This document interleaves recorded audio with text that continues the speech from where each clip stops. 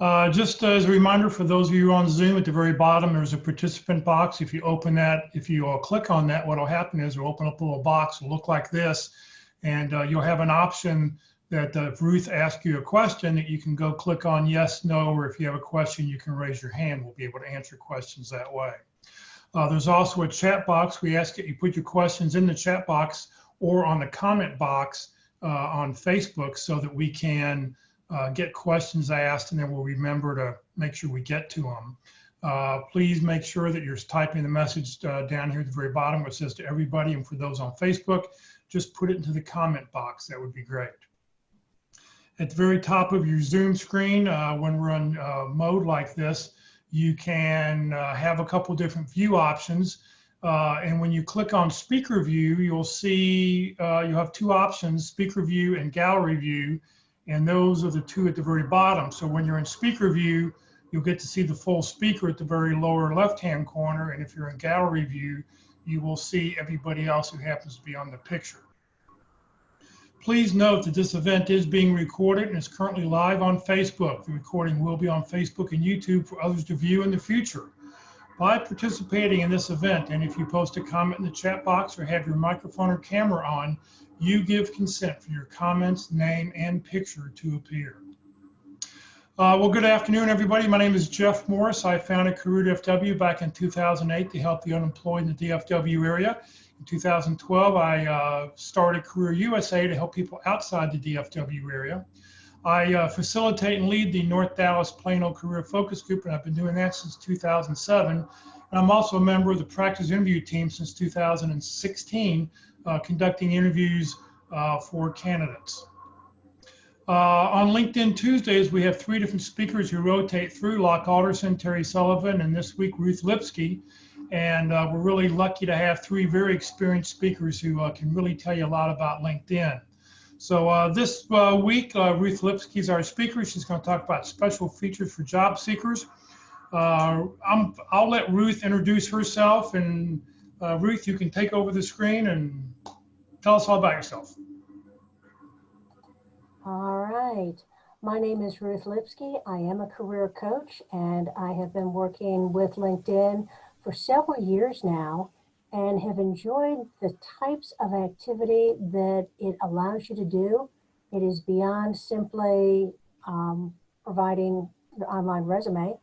It also allows you to do things like searching and finding ways to provide more information about yourself and to be able to showcase some of the talents that you may have that you might want to make sure everybody else has also. So we are going to start the presentation. If you do have questions, feel free to jump in and make comments along the way. And Jeff, if you could keep an eye on those comments coming in, appreciate that too. We're going to talk about 4 things today. One is the fairly new skills assessment. We're going to talk about hashtags. And then we're going to talk about 2 of the networking features that LinkedIn has. One with college alumni, and the other company that you may want to target into. And you need to find some people that you could talk to. So the skills test was brought into effect in September of 2019. So it's only been out there for a couple of months now. But it replaces some of the endorsement feature. The endorsement feature comes into play on the skills endorsement area of your LinkedIn profile, and it was supposed to allow people who had knowledge of your skills to endorse you and indicate that you had a stronger skill or you had a talent in that area. What LinkedIn found is that wasn't always a particularly good way to find the talent, because there are too many friends out there who would endorse you for these 5 skills, if you endorse me for 5 skills, and it just didn't seem to be as reliable a measure of your skill. So they introduced a test for certain skills. So it does allow you to take some skills so that you can prove that you've got some proficiency in that area. It is only for technical skills, business skills, and design skills. And I'll show you the list of all of those. It looks as if those who have taken the test and have passed it are of more interest to recruiters because preliminary results are showing that you're about 30% more likely to get hired if you have one of those skills that you have taken a test on and passed and have a badge nearby. So the skill test itself, generally between 15 and 20 multiple choice questions covering all different aspects of that particular skill. You need to have a 70 or above in order to pass the test, and you have the option of putting a badge next to that skill. I would suggest very strongly that you do show that badge, because although it can be seen on LinkedIn Recruiter, you want people who are using LinkedIn as a normal reviewer to be able to take a look at those badges too. It will be valid for 12 months, and after that, it disappears. So it's assuming that whatever skills you have, however you have been working, it's good for 12 months, and after that, there are probably some adjustments and changes and versions that have replaced it, and you would need to take that test again. If you do not get a 7-day, in other words, if you fail their test, that does not show up at all. Nobody is notified, so no shame on that, but you are not able to take the test again for another 3 months. And the test questions do tend to change frequently, so you can't just Google what is the Excel set of questions on LinkedIn skill test, because they are going to be changing. No cheating. The technical skills that have tests associated with them are a lot of programming skills. You can take a look through those.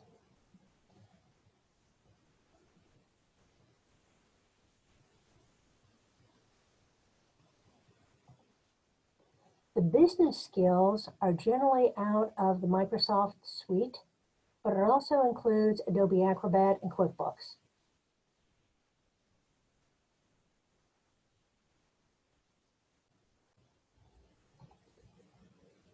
The design skills, some more Adobe, but certainly a lot of other features through here too.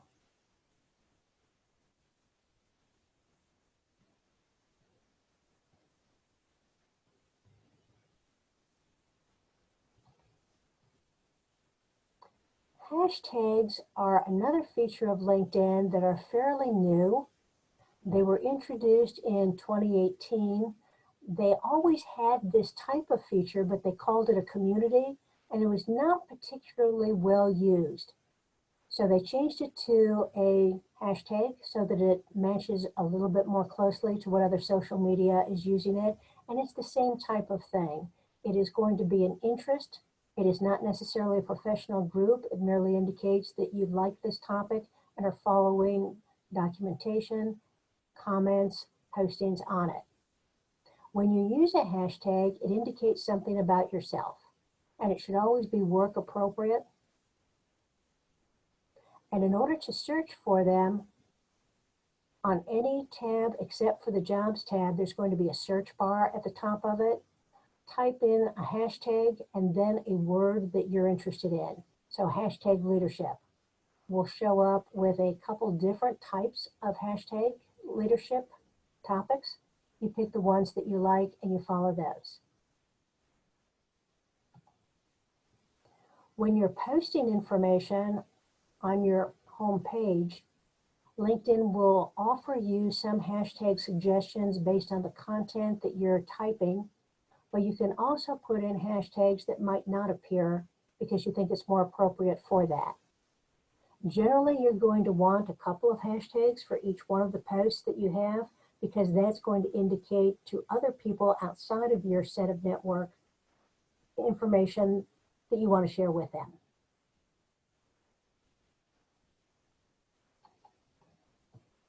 In your profile itself, the About section is an excellent place to put some hashtags. You don't want to put it in your headline, the area where you've got your titles. It really messes up the recruiter search and you wouldn't be able to be found as well.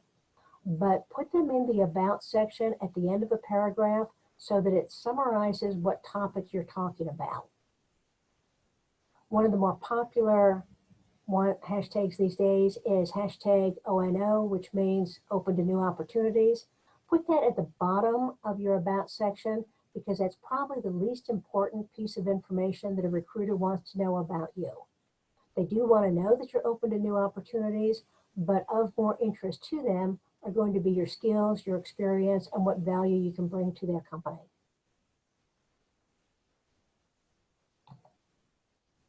Now let's talk about networking, because LinkedIn is all about networking, and quite often we're pretty good about connecting with people that we're working with or that we used to work with, but there are ways to connect with people who are hiring managers or are people in a company that might have similar job titles to you and you want to start a conversation with.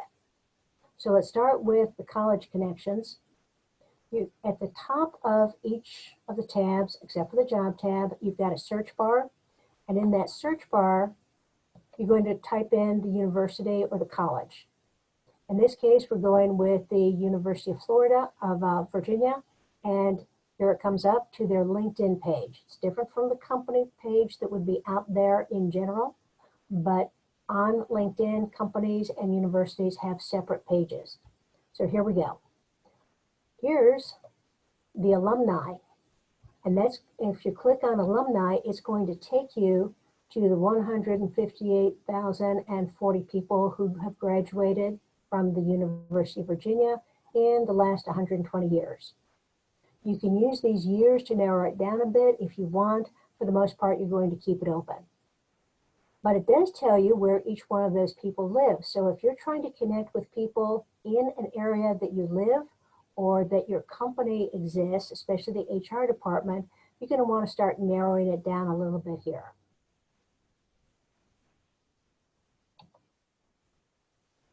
Using the next feature here, you can take a look at the people who are in Austin that went to the University of Virginia. And when they tell you where they work, there are 36 people in Austin, Texas, who work at Oracle and graduated from the University of Virginia. Nice to be able to start narrowing this down, because now you might want to take a little bit closer look at those 36 to see if you're able to connect with them in any way. Hitting the next button again, and you're going to see the department that they work in. So now you can narrow it down to the 7 people who are in the marketing department of Oracle at Austin, Texas, that came from the University of Virginia. You can also see what they studied if you wanted to be able to connect with them by something that you also studied. Or you can use the next button again in order to see what skills they show on LinkedIn and how you're connected. In this case, I have only 3rd degree connections, but if you had a 2nd degree or a 1st degree, you would know that you would be able to send a note to those. A 1st degree connection is absolutely the easiest. You've already connected with that person. So you can send a note asking a question about Oracle, asking about what type of interview questions to expect. But a 2nd degree connection is also very easy to work with, because you're going to start off your connection request with, we have people in common on LinkedIn. I see that you work at Oracle in San Antonio. That's one of the areas I'm looking at. Can you give me any advice on job postings? Can you give me any advice on interview techniques? Can you let me know who the hiring manager is for this job? And some of it is just going to be, can you tell me how you like it there? Your idea on any networking is to first try and find a dialogue that's going to be comfortable for the person and start talking from that point. Now, networking into a targeted company is going to be very similar. You're going to type in the name of the company in the search bar, and instead of alumni, you're going to see that they have a people tab. And when you hit the people, you're going to see all the people who work in that company, and that is a very strong indication that these people are relevant, because they're going to be people who are currently employed, not ones who used to work there. So once again, let's decide that we want to take a look at the people in the San Francisco area. 12,271. That's probably too many to be looking at one by one. So go back up to the next, and you'll be able to go into the department that these people are working in. You can take a look more carefully at what they studied, so that if you wanted to network with someone based on their field of expertise and study, you can do that too. As long as the next button is available to you, you keep taking a look at that. And here you go. Here's what they feel their skills are. And in this case, we've got 69 second-degree connections. And those would be at the bottom in this area. You would see the tiles for each one of those folks. And for more information, there's a lot of information, a lot of blogs out there. But let's go into LinkedIn and take a little bit closer look at how this all works. So if you're in LinkedIn,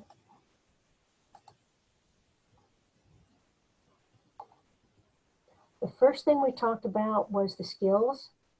We still don't see it. All we're seeing is your PowerPoint screen. I need to change that, don't I? No share. There you go. Can you see that? Yep, now we're good. All right. In your skills and endorsement area, if you have a skill that has a quiz associated with it, you'll see this blue box that invites you to take the skill quiz. If you don't have any skills that are currently supported by a quiz, then you won't see this box.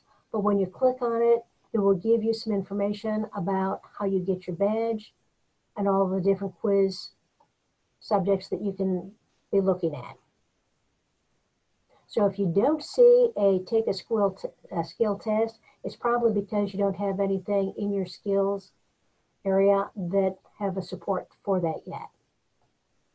But let's take a look at hashtags.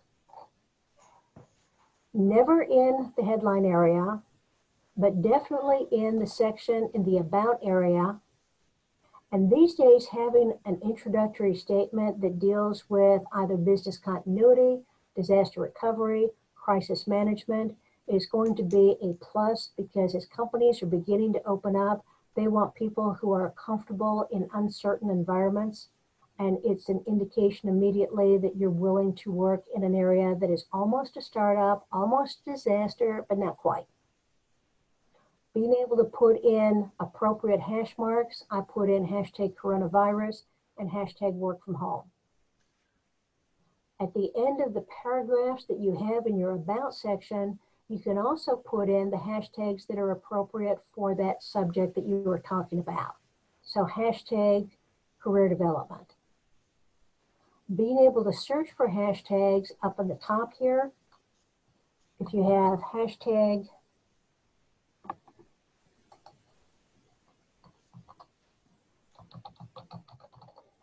management is one of the more popular features. There are going to be several that come up that have that as a general field topic. So you can take hashtag management development, management consulting, management transition, tips, training. Pick one that seems to be appropriate for what you're interested in. In this case, we've got 36 million people that are following this. So if you have a post on your homepage and you're talking about something dealing with management and you put in hashtag management, that means that 36,179 odd people are going to be able to see it in this area through here. It's increased the number of people who are probably going to see this as your post. We had a question, another question. This is, when you post and add specific hashtags, do you recommend using all users or just connections or question mark, question mark? All users. The reason that you're going to put all users is that if you're interested in finding another job, you want to be able to pull in as many recruiters and hiring managers as you possibly can. And if you limit it simply to the people who are connected to you, then you're not getting the most bang for your bucks there. So Thank you. having it open to as many people as you can, because they're going to be seeing it in your hashtag feeds, is going to give you more opportunity here. Once you get a couple hashtags that you're following, then they're going to start appearing over on the left-hand side of your homepage. And LinkedIn is going to start, when you go down to this Discover More section, LinkedIn is going to offer you other hashtags that seem to be appropriate based on the type of posts you've had, the information you've got in your LinkedIn profile, and the types of searches that you're doing. And the nice part here is that you're going to be able to see how many people are following, and being able to follow the ones that have a higher number of people associated with them is going to give you more space in the marketplace. Okay, on hashtags?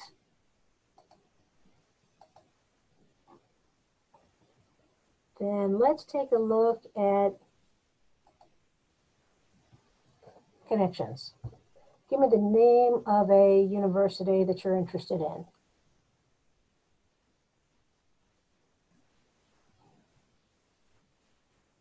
Jeff, anybody show up there? No, not yet. Somebody type in a university, please. While they're doing that, we also had another question. If you want to learn a new skill and then take a test on it, do you recommend doing that through LinkedIn Learning so that you get the course badge and the skill badge? That's a real nice way to do it. If you've got LinkedIn Learning, then you're probably paying for the LinkedIn Premium. And that does give you access to LinkedIn Learning, which is a fabulous set of training classes. So yes, that would be the optimum. If you've opted not to go into the premium package, then being able to take it in an outside group as a class on other sites, do that. But LinkedIn Learning gives you extra if you've taken the LinkedIn Learning and earned a badge that way. Okay. All right. First university that came up is Mercer, M-E-R-C-E-R. Mercer, I'm not seeing that as a school. Mercer Alumni Group, well. That would be for the company. All right, that one doesn't seem to be on LinkedIn. Okay. The next one that came up with was UTD.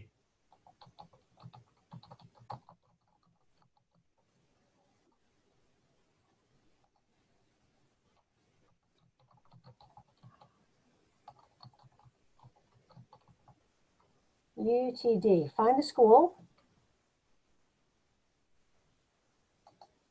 And you click on that, takes you to the LinkedIn page for it. If you are not following it, you will want to click on the follow button. If you attended the University of Texas at Dallas and you have that as part of your education profile on LinkedIn, then it will automatically be in your interest area. But if you have a friend or a spouse or a child or a parent that went there, you're still allowed to follow it and you're still allowed to use all of these features. You'll go down to the alumni. And here we go, 110,000 alumni from the UTD. Where do they live? A lot of them in Dallas, that's okay. Use the show more to open things up a little bit. If the city that you are looking for is not on this list, then it's probably not making the top 10. You would type in the city up here and you would be able to find the alumni who live in that city. But let's stay with the Dallas-Fort Worth area and where they work. So Amazon Web Services is hiring these days. So let's take a look at the 336 people who graduated from UTD and work at Amazon Web Services. Now we can take a look and see that there are 116 of those folks in Dallas. That's probably the people that you would want to work with as long as the recruiting department is here also, because you're going to want to be taking a look at recruiters. The 116 are listed down below here. And so you've got a tile for each one of the people that would be in this area. But 116 is still too many to look at, so we're going to use the next button to find out what department they're in. Let's say that we want to get into the sales. Let's find the 6 people who are in sales. There they are. Being able to look at each one of these people's profiles to see which ones you want to connect with. And you may want to connect with all of them. But you've got a way of connecting that is going to be a stronger connection request. When you say, I also went to UTD, I'm looking for opportunities within AWS. How do you like it there? I also am in this field, or I've also studied in this manner. You'll be able to put more information into that connect request, and that's going to make them more likely to respond to you in a positive way. The other information that we've got here, if you want to keep on with this, is that it tells you what they studied in school, if there's something to connect with there, or what skills they have in their LinkedIn profiles, and how you're connected. The second degree connections are normally easier to connect with than the third degree because you're able to talk, once again, that you have people in common in your LinkedIn connection list. Okay, on colleges? Good. Cynthia sent us a note in the chat box saying that if you use lynda.com, which is LinkedIn Learning, through the public library, there's a way to get the badge. Is there a way to get the badge and transfer it to LinkedIn? So if you're using lynda.com. I don't know if that can be transferred.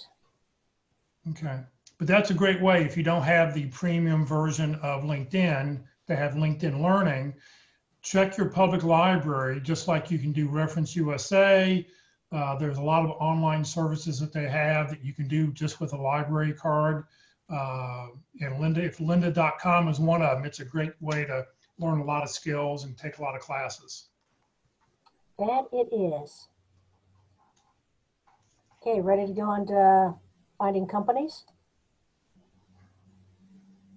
Let me have a company that you're interested in, other than Amazon Web Services, because we just found them. JP Morgan. Boy, somebody's a quick typer. Okay, here we go. JC Morgan, making sure that it is a company name. And we're going to be taking a look at the people feature. And whoever typed that in, what department are you looking at? Dolores, what department? L&D. Okay.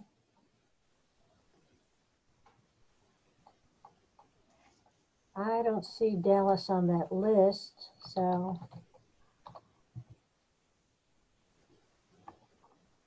we'll type in Dallas, and LinkedIn allows you to do some abbreviations. I really wanted the Dallas-Fort Worth Metroplex. I didn't want to type the whole thing, but as long as I can get at least part of that, it'll come up.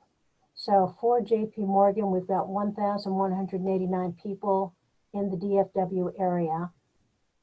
It does tell where they studied. That's an even better one because networking by your college is going to be really strong. So let's find out a little bit more about them. Learning and development, huh?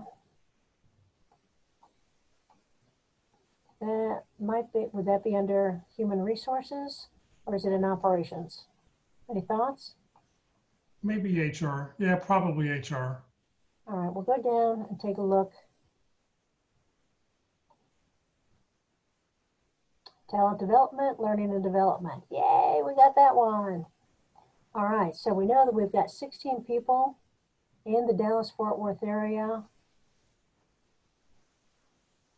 We're going to take a look at one more feature. Probably not an awful lot there that we need. It's probably easiest to come down and take a look at the people through here that might have L&D as part of their title, or who might be the hiring manager for L&D because that'd be a good person to connect with also. And there you're going to be able to go in and say, I am a learning and development professional with strong skills in, I see that you are the Vice President of Learning and Talent Solutions. Would love to talk with you about my skills, about my background. So being able to network into a hiring manager or to a peer are both good, and you should continue to find people and connect with as many as possible. When a recruiter is using LinkedIn Recruiter in order to find people, the people who end up at the top of the list generally are all-stars. So that on LinkedIn, they have all-star status, and that they are first or second degree connections into the company. So having more connections to people within a company that you're targeting is going to be very positive, and it means that you come up higher in the search. Okay, on how to get into see people. Now, if you decided that you just wanted to take a quick hit and say, I'm looking at Dallas-Fort Worth area, but I just want to connect with a recruiter. You can type in recruiter into the search bar here, and it's going to bring up the 7 people that have recruiter in their title.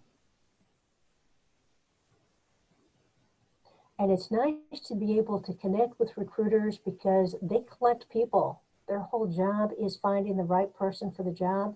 They're more likely to connect with you than other people within a company, particularly if you've got a story to tell as to why you want to connect with them. So if you think that you're trying to find a particular title or a person by title, go ahead and type it in here and don't use the next button quite as much. So get comfortable with using this feature in either direction. Okay. Yeah, well, a question. Scroll back down to the people for a second, if you would. So I'm always gun shy of clicking on the connect button right there because I'm afraid it's going to send out a connection and just a generic connection to somebody without being able to put a detailed message. So am I always better to click on the picture, to call up their profile? Because I know that when I call up somebody's profile and I click on the connect button, it allows me to add a personal invitation. And that's a good point, Jeff. If you're on a small device on either a tablet or a phone, clicking on a connect button, especially a white connect button, is going to send the notice to connect without you personalizing it. There's a way to do it, but it takes a couple extra steps to it. You're much better off going into the person's profile and finding the blue connect button. And the blue connect button will always allow you to add a note to personalize it. Now, if you find out that you have sent a request notice and you didn't have a chance to personalize it because you clicked it too fast or were moving too quickly, go into the My Network tab. And in your invitation area, you have the ability to manage the invitations coming in and going out. So if you sent something by mistake, go ahead and click on Sent, and you can withdraw the invitation and then resend an invitation with a personalized message.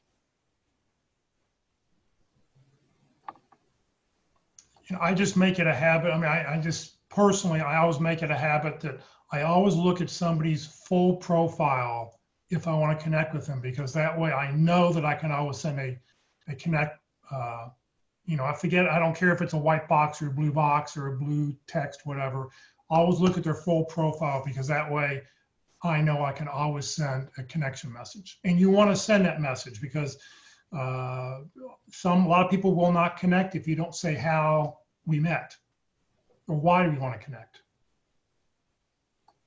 And that is true. Just sending a generic, I'd like to join your network, is pretty plain, just like you probably don't want to connect with people until you take a look at their profile and make sure that it's a valid person and there's a reason that you would want to connect with them.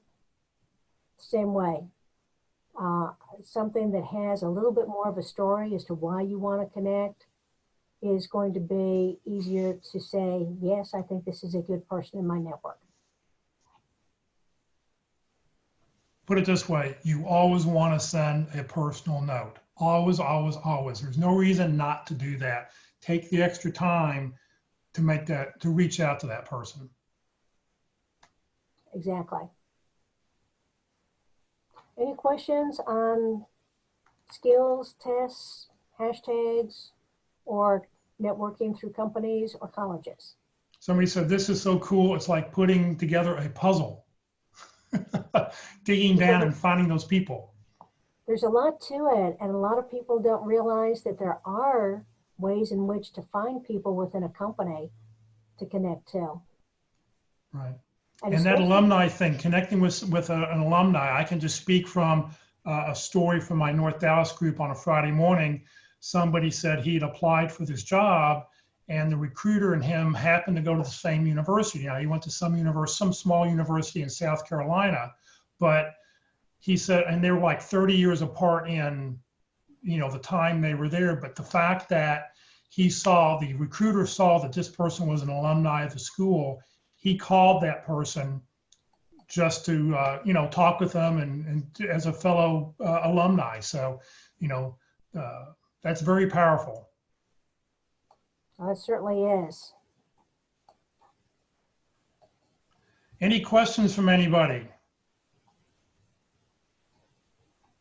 You can either raise your hand. Oh, is there a way to know the hashtags? Yeah. Is there a way to know the hashtags with the highest numbers since there's so many variations on one word? You sort of showed that when you typed in, management, most popular, good old Google. Yep. In LinkedIn. There we go. And there is a list. This one is a new one. It used to be hashtag management was the number one. Hashtag innovation has more right now. Hashtag digital marketing, technology, entrepreneurship, social media, marketing. Yeah, just Google it. LinkedIn does not tell you, but you can always Google and find everything. And it's probably good to take a look at the ones that are more popular because that is going to bring in more people to your LinkedIn profile. And in fact, as you're going into your LinkedIn profile, take a look at the number of people. In fact, let's go to the dashboard. When you start using hashtags and when you start posting with hashtags, take a look at the number of people who are viewing your profile and the number of search appearances that you are showing up in. And then take a look after you've had a post with hashtags and see if that's changed. Because you should be seeing a pretty significant increase in your activity onto your profile page. And if you forget what this number is, remember that you can always click on it and you can see where you've been.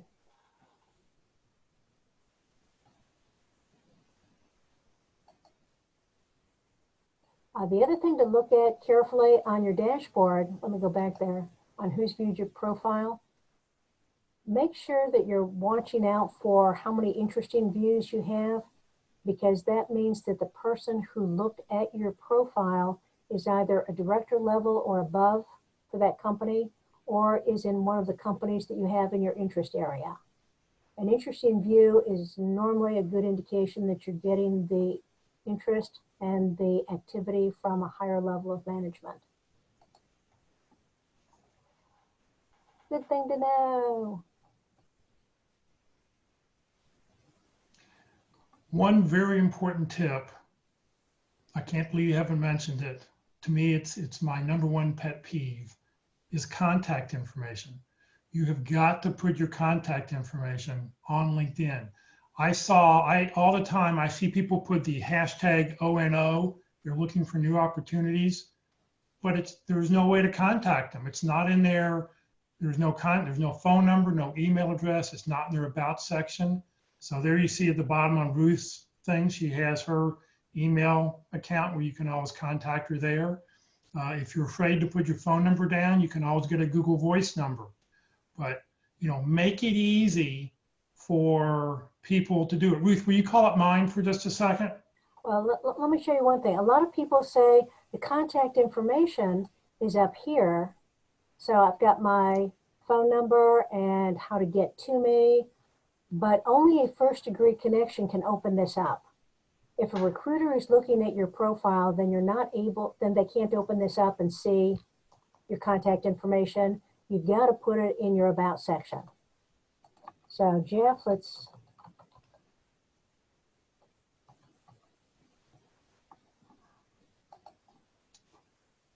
So I took it one step further and go back up to the very top. I built it into my, keep going a little higher. I put it in my banner so that anybody, they don't even have to click on contact information. They don't have to open up anything. There it is right there for anybody to see. So, you know, make it easy for a recruiter. If you're looking for a job, make it easier for a recruiter to find you, because they would much rather, the first thing they're gonna do is pick up the phone. If they have to then go write you an email, that's gonna take them a little bit longer. And quite frankly, they may just go till they find somebody with a phone number. So, you know, make it easy for them. If you're looking for a job, put it out there, make it easy. good tip. I like that. What did you use to create your banner here? My daughter.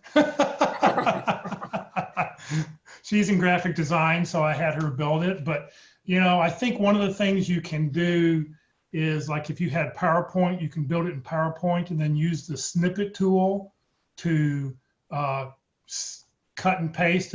But the thing is, you've got to find the right image size. That's the whole key.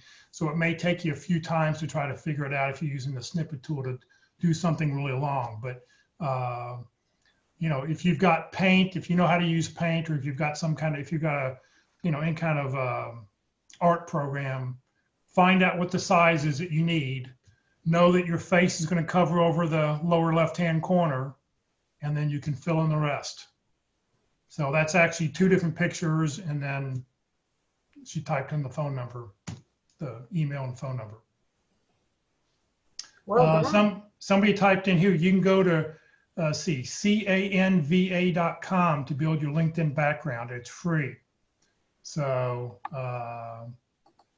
canva.com. canva.com. I do have a Canva account. This does give a lot of information on here. The real good stuff, you do have to start paying for your account, but it's got a lot of information that is free and is good to be able to work with. They don't have any templates for LinkedIn yet, but I assume that one of these days they will, because so many people are trying to use this as a way to create something more innovative and more interesting.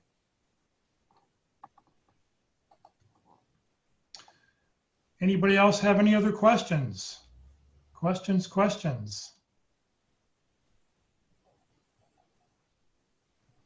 If you haven't, Dolores typed, if you have an iPad, you can also use Procreate, but there's a little bit of a learning curve, and it helps if you have a stylus. So there's some one. That's a good one.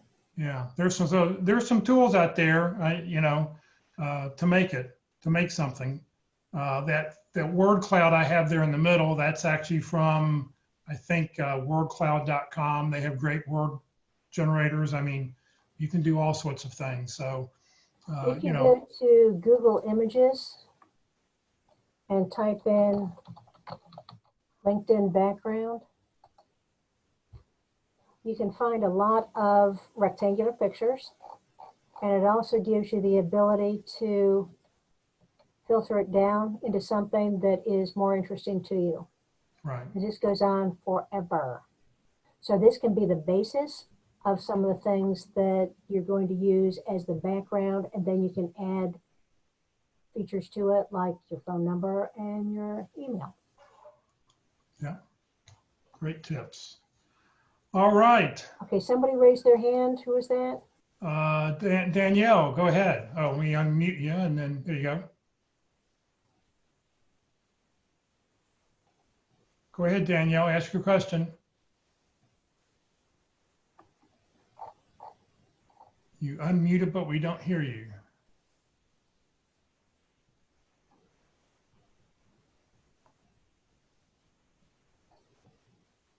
Danielle Robinson, go ahead.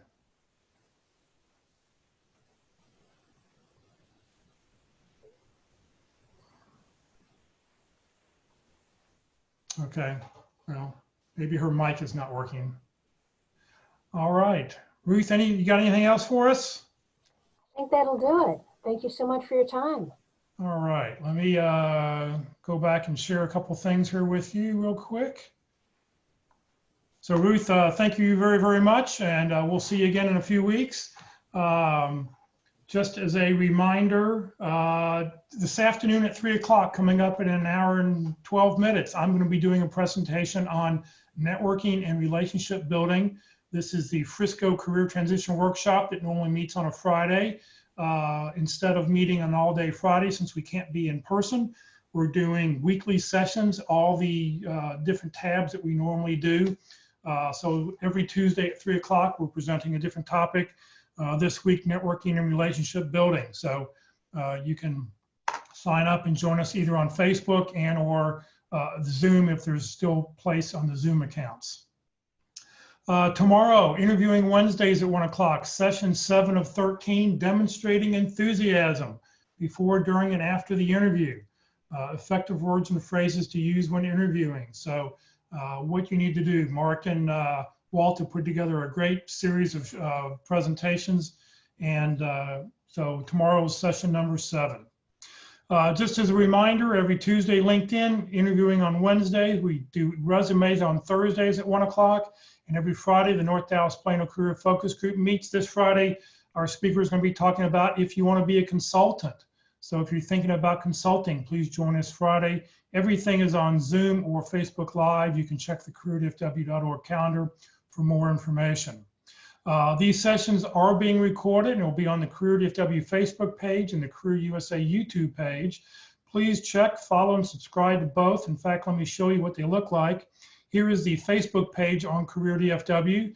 Where you see that red arrow, if you click on follow, what will happen is every time we go live, you'll get a little alert on your phone saying that we're currently live.